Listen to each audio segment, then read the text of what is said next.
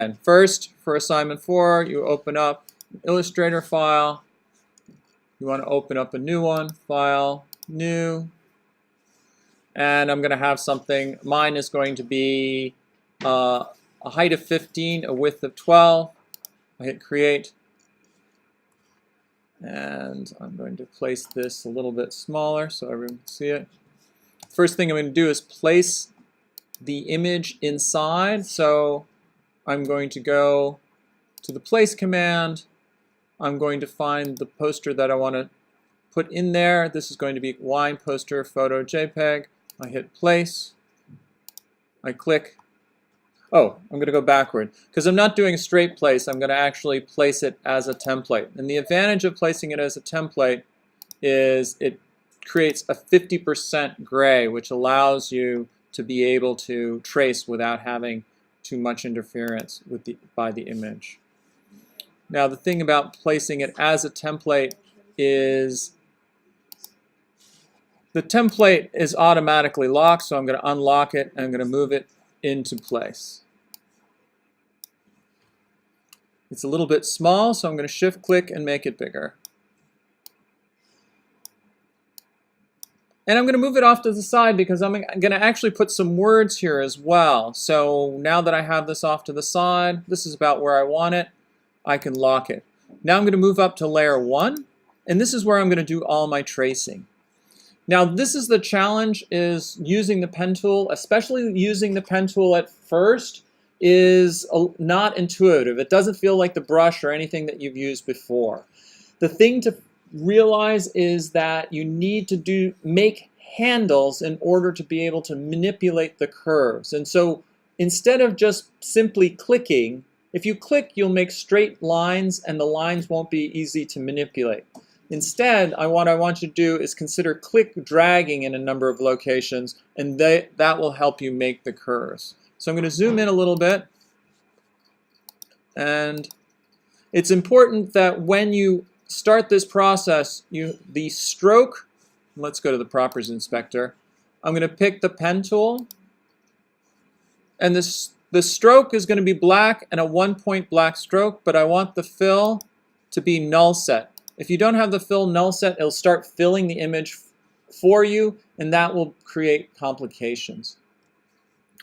Now, the order of tracing is kind of important. I find that the best thing to do is to trace the objects behind first, and then as you move forward, so the object that's furthest behind is the bottle, next comes the wine glass, then comes the grapes behind, and then the grapes forward.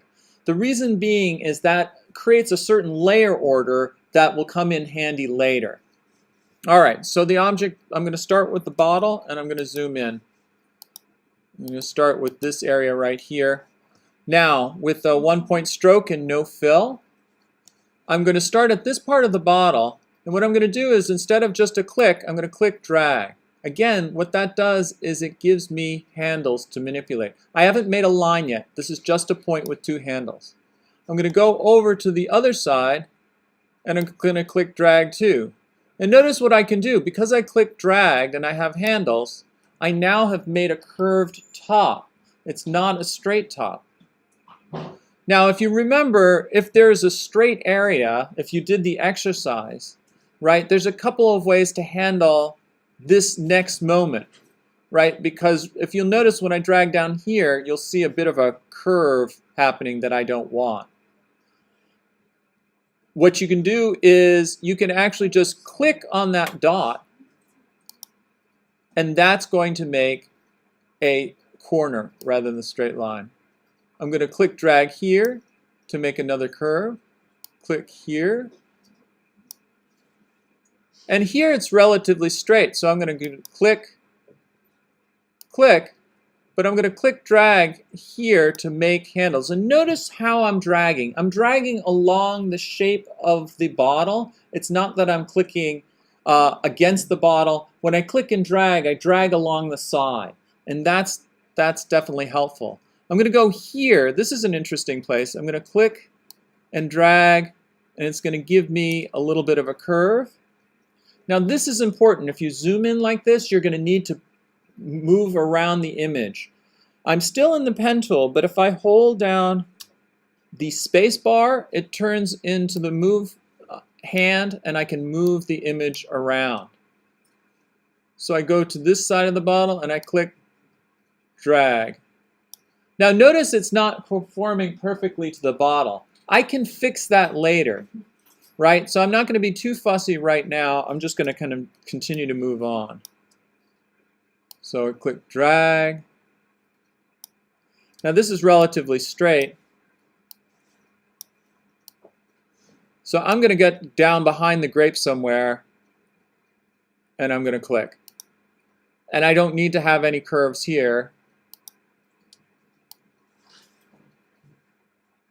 I'm going to kind of estimate where I need to be, maybe here. And I'm going to go up to here because I see the bottle again. So I'm going to click and drag just so that I have handles. And I'm dragging. Notice when I drag, right here, this thing that I'm holding on, those are handles. The line is the thing that's moving behind it. So I'm going to drag in that direction. Now, it goes behind the glass, but I'm not going to worry about that right now. I'm going to go up to here, click drag, and around the bottle, I'm going to, here's a curve. So watch, when I click and drag, I make a curve. I'm going to click drag here to make another curve.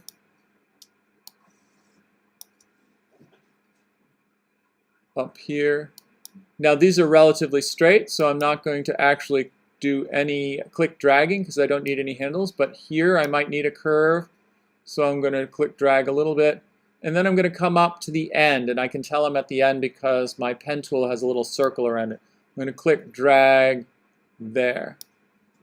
And so if I were to, at this point, go to the layers and turn off, you can kind of see what I've done. It's not perfect yet, but it's close. Now I'll turn that back on, and I'll show you how to fix that little part over here that didn't quite work. So I'm going to zoom in.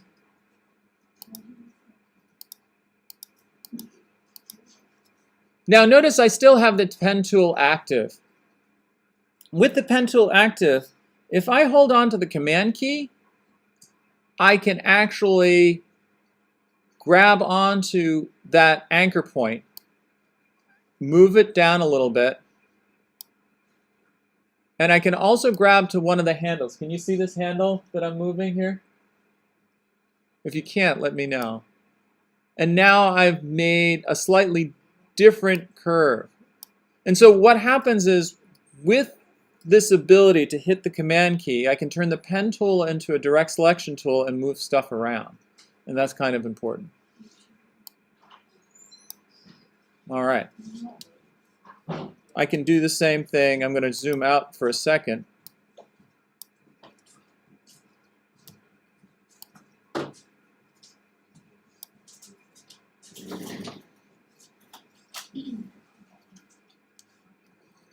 James, can you explain why you're an hour late? I lost my room key. So You lost your what? my room key, so I can get it. Oh.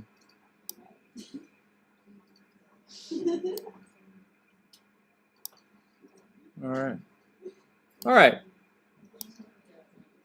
going to move this around just a little bit more just to make sure it's where I want it to be. All right. Now the same thing happens for the wine glass. I'm going to just go to the grapes right now. I don't know if people have round objects, but if I can have your attention for a second, I'm going to skip the wine glass. I'm going to go to the grapes. Now I'm not going to do anything fancy or elaborate. Because grapes are definitely round things, I'm going to actually use the ellipse tool, making sure the stroke is on, making sure the fill is off. And again, I'm going to look for the grapes that are behind, and I'm going to create an ellipse. Now, one thing that's helpful is if you hold down the Option key, the circle will grow from the middle. Okay? So I'm creating these grape shapes, and I'm not spending a lot of time doing it. If you can find a way to use the shape tool for some of this, this is fine. All right.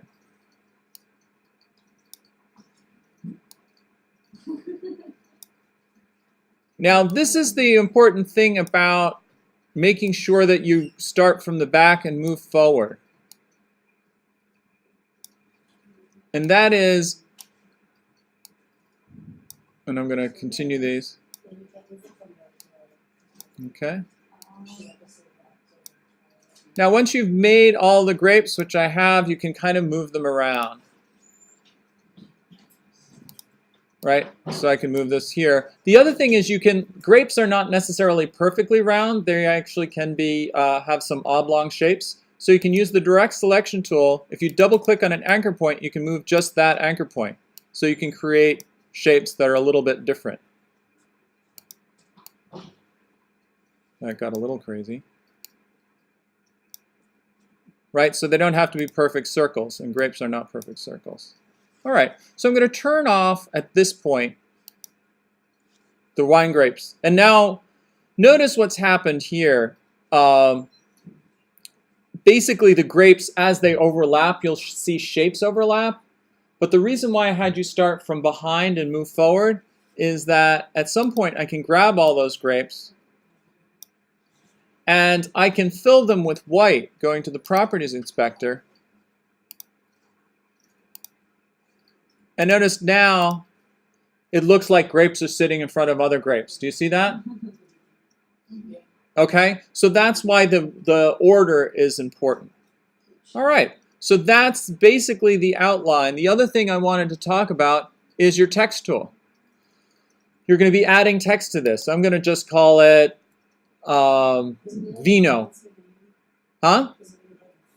No, it doesn't need a fancy name. All you basically have to do, you're in charge of making either 2 words, 2 to 5 words. I'm going to call mine Vino Primavera, which means spring wine in Italian.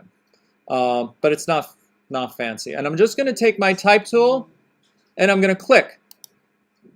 And I'm going to go Vino, which is V-I-N-O. You can barely see it there. And I don't want Vino to be in the same line as Primavera because I want to be able to manipulate both of those differentially.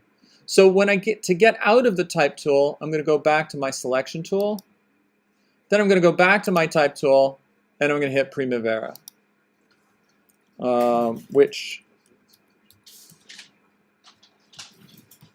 So now I have Vino Primavera that you can barely see, but I want you to look up to watch how I can change the size of them.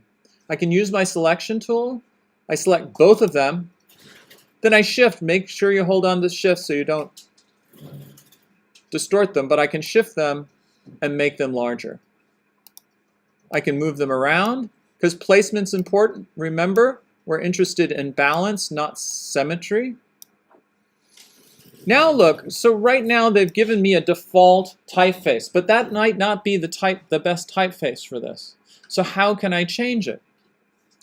If you're in the type tool and you're in the Properties Inspector, go down to the character palette here, and I can click on the character palette and watch as I scroll over these different characters, watch what happens to the type. I can actually choose the type this way. Right? Which is kind of cool. I don't have to guess. And there's tons of them. Notice that some of them, also the last thing I wanted to demonstrate is notice that some of them have little carets or little indents. That means that under this typeface, there's both the regular version and the italic version. The same is true for Futura. They have a condensed version, condensed bold, right? So anytime you see this symbol next to the font, that means there are other options. And I think I chose Courier for the last one. I don't know if they have, yes, they do have Courier here. And I like Courier partially because I felt like it was a monoweight like the thing that I was doing. Now I can click back off and then move these around. Also notice that I can actually change the orientation of my typeface. So I can do something fancy like this. All right. So this is not done. I think there's too much space here and I have to fill in the glass, so there's other stuff. But you kind of get the sense of how this progresses. All right.